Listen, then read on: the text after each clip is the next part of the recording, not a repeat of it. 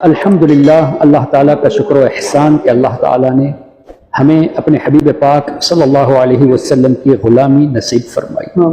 نبی پاک صلی اللہ تعالیٰ علیہ وسلم کی یوم ولادت کا مہینہ ان قریب آ رہا ہے، اور الحمدللہ دنیا بھر میں اللہ کے رسول صلی اللہ علیہ وسلم کی ولادت مبارکہ کی خوشی میں لوگ جھومتے ہیں، قصائد پڑھتے ہیں، حضور علیہ السلام کی سیرت مبارکہ سنتے ہیں، سناتے ہیں، اور لوگوں کو اس کی ترغیب بھی دیتے ہیں۔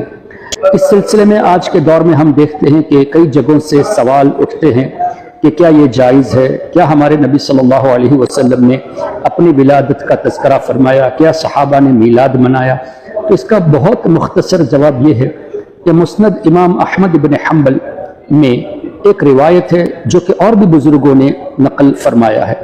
حدیث پاک کا مفہوم کچھ اس طرح ہے کہ نبی پاک صلی اللہ علیہ وسلم ارشاد فرماتے ہیں، جب میری ولادت ہوئی تو میری والدہ یعنی سیدہ طاہرہ آمینہ رضی اللہ تعالی عنہا کے سامنے ایک نور ظاہر ہوا، اور ان کی نظروں کے سامنے ملک شام کے محلات سامنے تھے، تو وہ تھی مکہ شریف میں۔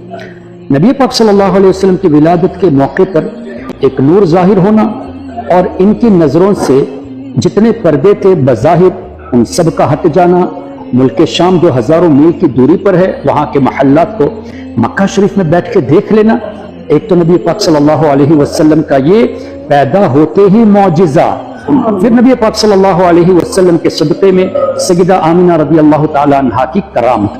اب بتانے کا مقصد یہ ہے، ہمیں کیسے پتا چلا کہ سیدہ آمینہ رضی اللہ تعالی عنہا کے سامنے نور ظاہر ہوا اور ملک شام کے محلات ان کی نظروں کے سامنے تھے؟ ہمیں ایسے پتا چلا کہ ہمارے نبی نے فرمایا، جب حضور نے فرمایا تو حق ہے، کیوں؟ وما ينطق عن الهوى ان هو الا وحی یوحى، حضور کا فرمان اللہ کی مرضی سے ہوتا ہے۔ اچھا، نبی پاک صلی اللہ علیہ وسلم نے اپنی خود ولادت مبارکہ کا تذکرہ فرمایا، کیسے؟ جیسے حدیث پاک کا مفہوم، جس دن میں پیدا ہوا، تو اپنی پیدائش کا ذکر ہمارے آقا صلی اللہ علیہ وسلم نے فرمایا۔ اب امام احمد بن حنبل نے اس روایت کو نقل کیا۔ امام احمد کون ہے؟ تبع تابعی ہے، تو امام احمد بن حنبل نے اپنی طرف سے تو نہیں لکھا، تابعی نے روایت کیا تبھی لکھا، اور تابعی اپنی طرف سے نہیں بولے، صحابی نے روایت کیا تبھی بولے۔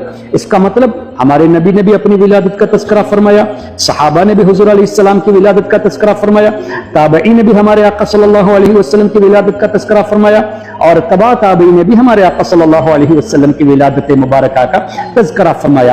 تو یہ حدیث امام احمد بن حنبل کے زمانے سے لے کر آج تک کتابوں میں آنا، چھپنا، اس کا مطلب جتنے بزرگان دین اس سلسلے میں ہیں سب نے منایا ہے، سب نے تذکرہ کیا ہے، اور حدیث پڑھاتے وقت لوگوں کو سنانا، یہی تو میلاد کا تذکرہ ہوا۔ تو حضور علیہ السلام کی ولادت مبارکہ کا تذکرہ، اس کو بدعت کہنے والے امام احمد بن حنبل سے جا کے کیا جھگڑا کریں گے کہ انہوں نے نبی پاک صلی اللہ علیہ وسلم کی ولادت کے تعلق سے آنے والی حدیث کو روایت کیا۔ اس طرح حضور علیہ السلام ایک مرتبہ صحابہ کرام کے جہاں بیٹھے تھے ذکر و اذکار کر رہے تھے، ہمارے آقا کی تعریف کر رہے تھے۔ غالباً ابو داؤد شریف میں یہ روایت ہے، ہمارے آقا صلی اللہ علیہ وسلم پہنچے، تقریباً 30,000 صحابہ کرام کا تذکرہ آتا ہے۔ حضور نے ان سے پوچھا کہ کیا کر رہے ہو؟ تو انہوں نے فرمایا، یا رسول اللہ، ہم اللہ تعالیٰ کا شکر ادا کرتے ہیں کہ اللہ نے ہمارے درمیان آپ کو بھیجا ہے، آپ کے ذریعے ہمیں اسلام کی دولت سے نوازا ہے۔ یہ حدیث کا مفہوم۔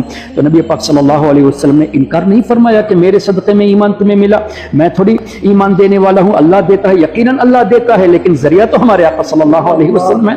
پھر صحابہ کا اس طرح کہنا کہ اللہ نے آپ سے ہمیں نوازا، اس کا شکر ادا کرتے ہیں۔ تو حضور علیہ السلام کی تشریف آوری کے لیے اللہ کا شکر ادا کرنا، یہ صحابہ کی سنت، اور اس کو منظور کرنے والے ہمارے آقا صلی اللہ علیہ وسلم۔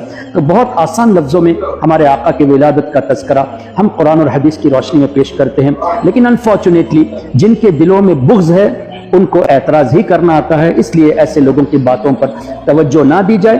ہمیں ہمارے ائمہ کرام، صحابہ کرام کی باتیں ہمارے لیے کافی ہے۔ اللہ تعالی ہمارے آقا صلی اللہ علیہ وسلم کی ولادت کی صلاۃ والسلام کی نعمت کی، ایسی نعمت اللہ کی ہے، اس کے شکرانے پر ہم اگر اللہ تعالیٰ کے رسول صلی اللہ علیہ وسلم کی یاد میں محفلیں منعقد کر کے ہمارے بچوں کو تربیت دیتے ہیں تو اس میں کوئی قباحت نہیں، بلکہ بہت بہترین کار ثواب ہے۔ اللہ تعالی ہم سب کو سچا پکا عاشق رسول بنائے، اور اللہ تبارک و تعالی نبی پاک صلی اللہ علیہ وسلم کے صدقے میں ہمیں ایمان والی زندگی نصیب فرمائے، ایمان والی موت نصیب فرمائے، اور موت پر ہم سب کو نبی پاک صلی اللہ علیہ وسلم کی شفاعت نصیب فرمائے۔ والسلام علیکم ورحمۃ اللہ۔